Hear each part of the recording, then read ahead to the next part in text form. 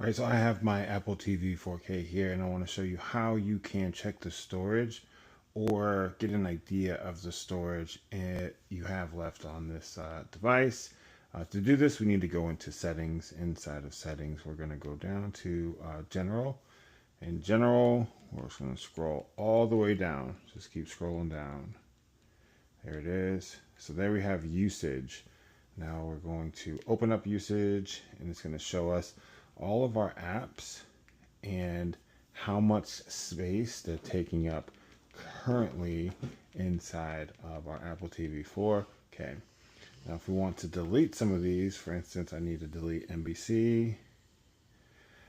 We have the option to either offload it, which will keep free of storage but keep its data, or delete it completely. And that is going to just delete from your system. So I'm just going to hit delete on that one. So I don't think that's supported. I'll do the same thing on Crunchyroll. And yeah, so that's going to help you delete your apps that you need to a lot quicker. And it's not like an exact of how much space you have, but it's an idea. So I hope this helps, guys. If it does, if you can like and subscribe. Thank you so much. See you next time. Bye.